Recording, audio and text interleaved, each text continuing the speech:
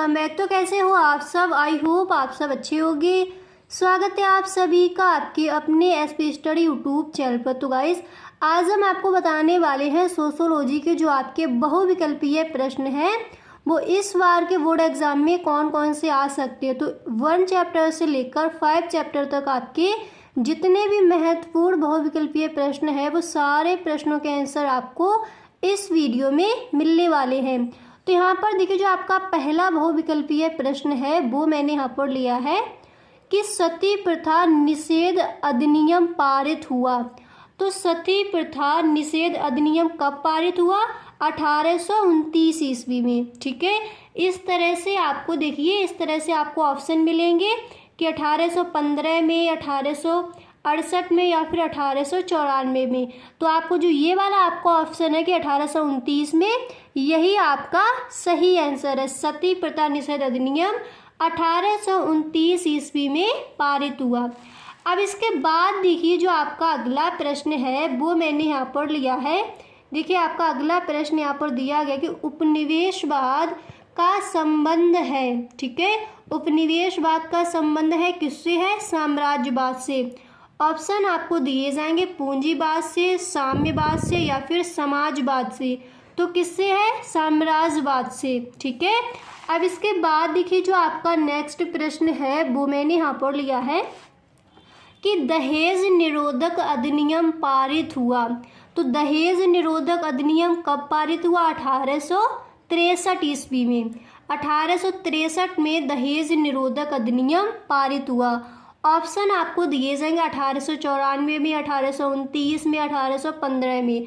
तो कब हुआ था? 1863 में। और 1829 में क्या हुआ था? सती प्रथा निषेध अधिनियम। ओके, अब इसके बाद देखिए, जो आपका अगला प्रश्न है वो मैंने यहाँ पर लिया है कि राष्ट्रवाद का जन्म किसके परिणाम स्वरूप हुआ। ओके, तो देखिए, इस प्रश्न का आंसर क्या हो जाएगा? उपनिवेशवाद। ठीक है, ये वाला जो आपका ऑप्शन है ये यहाँ पर राइट है। और जो 3 आपके ये ऑप्शन है यहाँ पर होंगे। देखिए, आपको ऑप्शन इस तरह से दिए जाएंगे कि संप्रदायवाद, जातिवाद या फिर प्रजातिवाद। तो आपका सही ऑप्शन हो जाएगा उपनिवेशवाद। राष्ट्रवाद का जन्म उपनिवेशवाद के परिणाम स्वरूप हुआ। ठीक है, अब इसके बाद देखिए, जो आपका अगला प्रश्न है वो यहाँ पर दिया गया है कि जनसंख्या के आकार को निम्नलिखित में से कौन सा कारक प्रभावित करता है? जनसंख्या के आकार को निम्नलिखित में से कौन सा कारक प्रभावित करता है?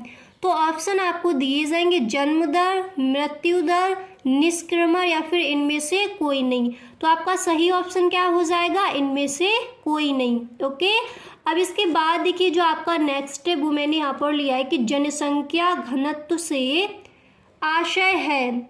जनसंख्या घनत्व से आशय है। तो ऑप्शन आपको दिए जाएंगे गांव की कुल जनसंख्या से, कस्बे की कुल जनसंख्या से या फिर देश की कुल जनसंख्या से। तो आपका सही ऑप्शन यहाँ पर हो जाएगा प्रति वर्ग किलोमीटर क्षेत्रफल की क्षेत्र की जनसंख्या से। ठीक है, प्रति वर्ग किलोमीटर क्षेत्र की जनसंख्या से जनसंख्या घनत्व से आशय होता है। ओके, अब इसके बाद देखिए, जो आपका अगला प्रश्न है वो मैंने यहाँ पर लिया है कि 2011 की जनगणना के अनुसार भारत की कुल जनसंख्या कितनी है? और ये देखिए वेरी मोस्ट इम्पोर्टेंट है, अच्छे से इसको आप देखिए, कई बार ये बोर्ड एग्जाम में पूछा गया है। जो आपका ये प्रश्न है ये बोर्ड एग्जाम में कई बार रखा गया है कि 2011 की जनगणना के अनुसार भारत की कुल जनसंख्या कितनी थी? तो कितनी थी? 121 करोड़। ठीक है, ऑप्शन आपको इस तरह से मिलेंगे 102 करोड़, 112 करोड़, 131 करोड़। तो सही ऑप्शन आपका हो जाएगा 121 करोड़। अब इसके बाद देखिए, जो आपका अगला प्रश्न है वो मैंने यहाँ पर लिया है कि सन 1931 की भारतीय जनगणना के अध्यक्ष थे। यानी सन 1931 की भारतीय जनगणना के अध्यक्ष कौन थे? Herbert Risley. ठीक है, ऑप्शन आपको मिलेंगे JH हट्टन, VS गुहा, SC सरकार। ठीक है, तो आपका जो सही ऑप्शन है वो हो जाएगा हर्बर्ट रिजले। इतना समझ आ गया? अब इसके बाद देखिए जो आपका अगला प्रश्न है वो मैंने यहाँ पर लिया है कि जाति एवं वर्ग में कौन सा गुण समान है। ये प्रश्न भी कई बार रखा गया है, जाति एवं वर्ग में कौन सा गुण समान है। तो कौन सा गुण समान है? श्रेणी क्रम। ठीक है, ऑप्शन आपको मिलेंगे उपलब्धि, जन्मजात, सदस्यता, इनमें से कोई नहीं। तो आपका जो सही ऑप्शन है वो कौन सा हो जाएगा? श्रेणी क्रम। अब इसके बाद देखिए जो आपका नेक्स्ट वो यहाँ पर दिया गया है कि जनजाति है। तो जनजाति क्या है? आंशिक समाज या फिर आंशिक संस्कृति या फिर संपूर्ण समाज या फिर ये दोनों। तो कौन सा सही ऑप्शन हो जाएगा? संपूर्ण समाज। जनजाति क्या है? संपूर्ण समाज। ठीक है, अब इसके बाद देखिए जो आपका अगला प्रश्न है वो मैंने यहाँ पर लिया है। देखिए आपका अगला प्रश्न यहाँ पर दिया गया है कि निम्नलिखित में से जनजातीय समुदाय की एक विशेषता कौन सी है। निम्नलिखित में से जनजातीय समुदाय की एक विशेषता कौन सी है? तो कौन सी है? समान भाषा। ओके, ऑप्शन आपको दिए जाएंगे धार्मिक संस्कार, अस्थायी संबंध, अदालत द्वारा तलाक। तो सही ऑप्शन आपका हो जाएगा समान भाषा। अब इसके बाद देखिए जो आपका अगला प्रश्न है वो यहाँ पर दिया गया है। नेक्स्ट विकल्प आपका यहाँ पर दिया गया है कि जाति का निर्धारण किससे होता है। जाति का निर्धारण किससे होता है? ये तो आपको भी पता है, जन्म से। ऑप्शन आपको मिलेंगे व्यवसाय से, विवाह से या फिर क्षेत्र से। तो जाति का निर्धारण किससे होता है? जन्म से।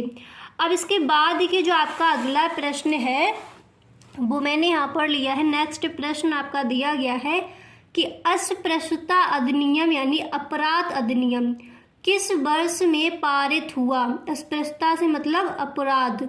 तो अस्पृश्यता अधिनियम किस वर्ष में पारित हुआ? 1955 में। ऑप्शन आपको मिलेंगे सन 1961 में, सन 1976 में, सन 2002 में। ठीक है, तो सही ऑप्शन आपका हो जाएगा 1955 में।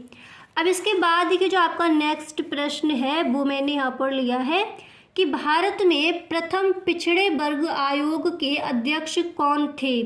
भारत में प्रथम पिछड़े वर्ग आयोग के अध्यक्ष कौन थे? तो कौन थे? काका कालेलकर। ठीक है, आपको ध्यान रखना ये भारत में प्रथम पिछड़े वर्ग आयोग के अध्यक्ष थे। ठीक है, द्वितीय नहीं, द्वितीय है वो नेक्स्ट है। ठीक है, काका कालेलकर। इसके बाद आपको ऑप्शन मिलेंगे बीपी मंडल, एन.के. गांधी या फिर वी.आर. अम्बेडकर। तो सही ऑप्शन क्या हो जाएगा? काका कालेलकर। अब देखिए जो आपका अगला प्रश्न है वो मैंने इसलिए यहाँ पर रख दिया, अगर इस तरह से प्रश्न पूछा जाए कि भारत में द्वितीय पिछड़ा वर्ग आयोग का अध्यक्ष कौन था, तो कौन थे? बीपी मंडल। और भारत में प्रथम पिछड़े वर्ग के आयोग के अध्यक्ष कौन थे? काका कालेलकर। ओके, इस तरह से आपको ये ध्यान रखना है। तो बीपी मंडल भारत में द्वितीय पिछड़ा वर्ग आयोग के अध्यक्ष थे, काका कालेलकर भारत में प्रथम पिछड़े वर्ग आयोग के अध्यक्ष थे। ठीक है, अब इसके बाद देखिए जो आपका अगला प्रश्न है वो मैंने यहाँ पर लिया है। देखिए आपका नेक्स्ट प्रश्न दिया गया है कि भारतीय संस्कृति की प्रमुख विशेषता कौन सी है। भारतीय संस्कृति की प्रमुख विशेषता कौन सी है? अनेकता में एकता। ऑप्शन मिलेंगे अनेक भाषाएं, अनेक धर्म, अनेक प्रजातियां। तो सही ऑप्शन आपका ये वाला हो जाएगा। इतना समझ आ गया?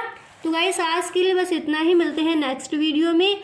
आई होप आपको वीडियो पसंद आया होगा गाइस। अगर आपको ये वीडियो अच्छा लगा है तो इस वीडियो को एक लाइक कर दे। अगर आपको वीडियो पसंद नहीं आया है तो इस वीडियो को आप डिसलाइक करके भी जा सकती हो। Okay, thank you.